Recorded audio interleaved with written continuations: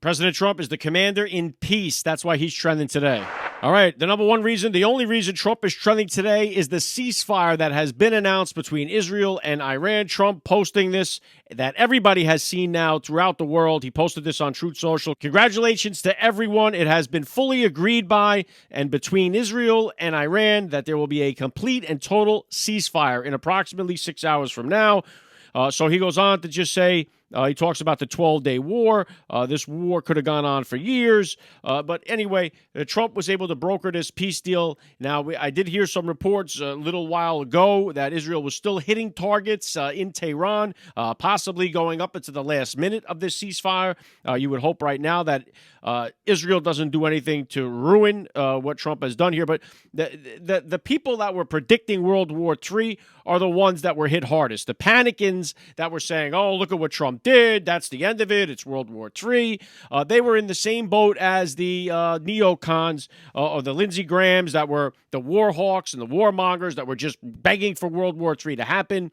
And so now, everyone was willing to jump ship on Trump. And it was just yesterday when I was saying it, guys, it's time to tone that down. You have to have faith in President Donald Trump. He is the commander in peace. He leads with peace through strength. And people seem to forget about the strength part of that slogan. It's peace through strength. And when you look at the two different things, President Donald Trump put together an operation in which B-2 bombers flew into Iran airspace over their nuclear facilities, dropped 2 or however many bunker busters. At the same time, 400 miles away, a submarine under the water is launching missiles, and everything coordinates and hits their targets, and they get out of there without a shot being fired at our people. Nobody even knew we were there, and then we were gone and home. So, and then here comes Iran. They played today the retaliation game, and they fired 6 or so rockets at a military airbase, which they tipped off the Americans that they were going to do. They told Qatar that it was coming. So this was reported by every news agency. Every news agency had this attack. Oh, it's imminent. Attack by Iran is imminent. Like they had the inside scoop. America already knew about it. Qatar already knew about it. And they just did it to save face. The same exact playbook when Trump took out Soleimani. Just as I was saying on the Alec show the other day, we're going to see the similar play, and that is exactly what we are seeing here, is the similar play. Iran trying to show, hey, you can't bully us around. We're going to fight back. And they lobbed a couple of missiles that were easily knocked down. The base that they were attacking had already been evacuated on the 19th. So prior to the U.S.'s Operation Midnight Hammer, that base was already empty. So they fired those rockets. And then the Iranian state TV, of course, they're announcing we destroyed the American base in Qatar. And you see the videos, they have the Iranian people cheering. And it's really pretty much, there's really no difference between the Iran state media and our state media here, the mainstream media, you may know it as. But it's the same thing. They tell these people in the streets, these idiots, oh, we obliterated yay, we did it. So our mainstream media over here tells you sit in a car by yourself with a mask on, you do it.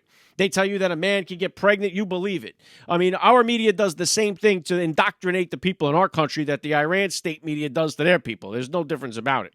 But it's always been about, and so we see it was a de-escalating move is what Iran looking for a way out. I mean, when the supreme leader sees that his nuclear sites were all hit simultaneously and no one knew what the hell happened, and Trump is telling you, I know exactly where you are, I think it's time to play ball. And so he probably values his life a little more than some of the terrorist bombers that we've seen, so that he'll send in to do damage, but not himself. So this was a way of him to kind of get out of this and say, okay, let's come and make a peace deal. Let's pray that this sustained peace can happen. The best case scenario it has happened here. If we get this ceasefire and it is fully completed, we have the nuclear enrichment sites that have been decimated. We have a ceasefire between Israel and Iran, and now there's no more conflict between the U.S. and Iran right now over this nonsense. So oil prices went down when they were telling us the oil prices were going to skyrocket. Stock market went up. They were telling us that we were World War III. So everyone was in the fear-mongering mode, and I hope now It's the same thing as like when people jump ship on Trump to jump over to Ron DeSantis and then jump back to the party. You're welcome back into the party here. This isn't like, you're not what, but we now, we know who you are. It's the same thing when the people jump ship to go support Ron DeSantis. Yeah, we want you back in here. We're going to hopefully get Trump elected again.